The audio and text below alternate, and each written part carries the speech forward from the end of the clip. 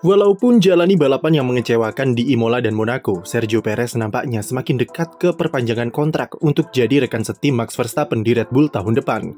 Meski awalnya negosiasi berjalan alot di mana Checo meminta perpanjangan selama 2 tahun, namun akhirnya ia menerima permintaan Red Bull yang menginginkan pembalap Meksiko itu untuk stay selama 1 musim lagi di 2025. Selain soal keberlanjutan karena Red Bull yang sudah kadung betah bersama Perez dan 2025 yang nanggung sebelum penerapan regulasi baru, masalah marketing juga ikut andil dalam perpanjangan kontrak Checo.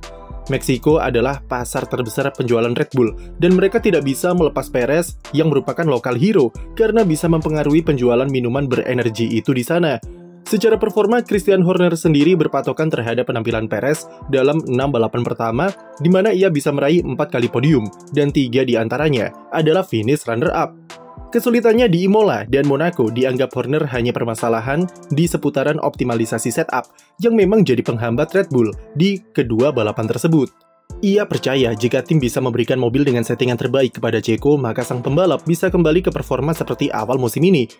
Namun dari rencana perpanjangan kontrak Perez itu ada hal yang agak mengganjal.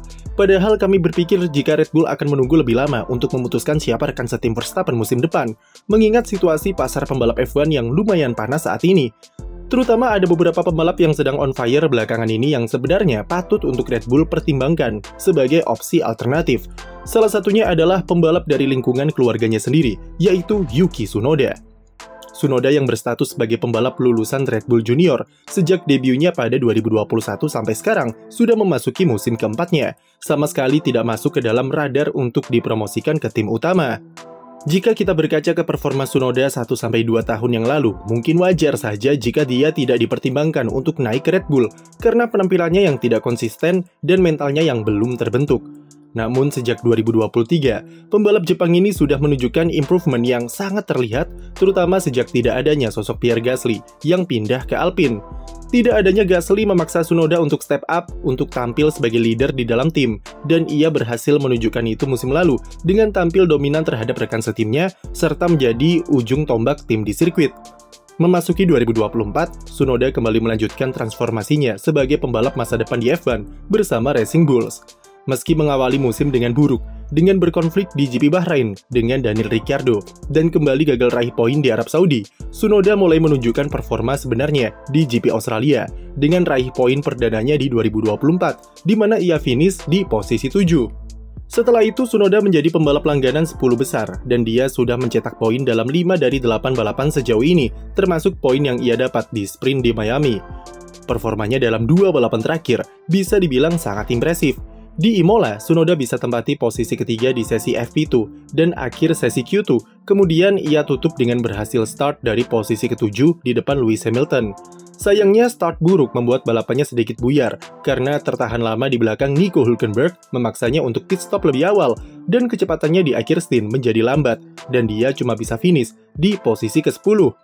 Di Monaco, performa Tsunoda juga sama bagusnya, dengan beberapa kali catatan waktu yang bisa tembus ke 5 besar, dan mampu start dari posisi ke-8, serta finish di posisi yang sama saat race. 2024 menjadi musim pembuka terbaik Tsunoda di mana total sampai sekarang ia sudah mencetak 19 poin, dan duduk di barisan 10 besar klasemen sementara.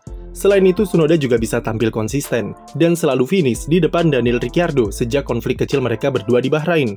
Kecepatannya berhasil membuat pembalap Australia itu terkejut dan bingung kenapa Tsunoda bisa tampil kencang di kualifikasi. Mobil Racing Bulls memang harus diakui sangat cocok dengan karakteristiknya yang sangat agresif saat berbelok. Kekuatan grip ban depan yang dipadukan dengan kestabilan ban belakang membuat Tsunoda tak tertandingi saat kualifikasi, di mana dia sudah 6 kali lolos ke sesi Q3. Tapi secara keseluruhan, improvement terbesar yang dibuat Tsunoda adalah mentalitasnya. Dahulu, Tsunoda terkenal dengan ciri khasnya yang suka marah-marah di radio dan gampang frustrasi ketika berada di bawah tekanan. Problem temperamen itulah yang selama ini digunakan oleh Helmut Marko untuk tidak mempertimbangkan Tsunoda sebagai pembalap utama Red Bull. Pembalap 24 tahun ini sudah bekerja dengan psikiater khusus untuk dirinya sejak awal debutnya pada 2021 untuk mengatur temperamennya yang berantakan. Dan usahanya mulai membuahkan hasil tahun ini, di mana kebiasaan marah-marah itu sudah mulai ditinggalkan. Tsunoda sudah menjadi lebih tenang di balik kokpit, dan diklaim oleh Lauren Makis jika emosional Tsunoda sudah berada di level yang berbeda. Yang paling terlihat adalah bagaimana cara Tsunoda menghandle kekecewaan terhadap hasil yang buruk, yaitu jika sebelumnya dia akan marah-marah di radio, sekarang rasa emosionalnya itu diarahkan ke hal positif untuk mencari apa yang bisa diperbaiki. Seperti ketika ia jalani akhir pekan yang buruk di Shanghai dan berujung ke DNF karena disenggol Magnussen. Tsunoda lebih rasional dalam menghadapi situasi sulit dengan menganalisanya bersama tim dan bisa bangkit kembali di Miami. Tsunoda paham dengan perannya di Racing Bull sebagai pembalap leader, dan meskipun ada kehadiran Ricciardo di sana, itu malah semakin membuatnya terpacu untuk menjadi pembalap yang lebih baik. Dengan emosionalnya yang sudah lebih stabil, Tsunoda mampu mengeksekusi setiap peluang yang ia punya dengan baik, dan sejauh musim ini, dia belum melakukan kesalahan yang berarti ketika balapan. Pendekatannya yang berorientasi ke kerjasama tim serta mengutamakan komunikasi persuasif serta kepala dingin, membuatnya jadi pembalap yang lebih komplit. Dengan performa seperti ini, seharusnya sudah tidak ada alasan lagi bagi Red Bull untuk mencampakkannya. Tetapi sampai sekarang Red Bull masih tidak mempertimbangkan Tsunoda untuk bisa jadi rekan setim selanjutnya Max Verstappen. Bahkan menoleh pun rasanya tidak. Helmut Marko masih memandang jika Tsunoda belum siap untuk jadi pembalap Red Bull, dan mereka memilih memperpanjang Sergio Perez untuk 2025. Meskipun kembali dicampakkan, dan jujur saja tidak adil bagi Tsunoda, namun kami setuju dengan Helmut Marko yang tidak mempertimbangkan Tsunoda. Bukan berarti Tsunoda itu pembalap mediocre atau apa, tapi alasan utamanya adalah Red Bull sangatlah berbeda dengan Racing Bulls. Sebagus-bagusnya Tsunoda, harus diakui jika tekanan dan tuntutan beban yang ada di Red Bull berkali-kali lipat dari apa yang sekarang ini ia terima di tim satelit. Dia secara pengalaman memang sudah oke, tapi Red Bull trauma dengan kasus Pierre Gasly dan Alex Albon yang gagal total ketika dinaikkan ke tim utama. Semenjak kehadiran Sergio Perez, Red Bull sudah mengerti apa arti pengalaman dan kematangan mental bagi pembalap yang bisa menemani pembalap seperti Max Verstappen di dalam tim. Meski Checo juga tak sebagus itu ketika kondisi tim sedang tertekan, namun setidaknya dia masih bisa memberikan performa yang oke ketika tim ada di fase terbaik dan adaptasinya di dalam tim yang jauh lebih bagus daripada pembalap muda dengan pengalaman yang dipunya. Tsunoda bisa jadi adalah pembalap yang memiliki tipe yang sama seperti Pierre Gasly, di mana cuma bisa tampil bagus di lingkungan yang 100% berpihak kepadanya. Sementara di Red Bull yang Verstappen sentris, mungkin tak akan cocok dengan pembalap seperti Tsunoda dan beban mental yang dipikul akan sangat besar. Racing Bulls mungkin adalah tempat yang pas bagi Tsunoda untuk berkarir di F1, setidaknya sampai regulasi 2026 nanti diterapkan.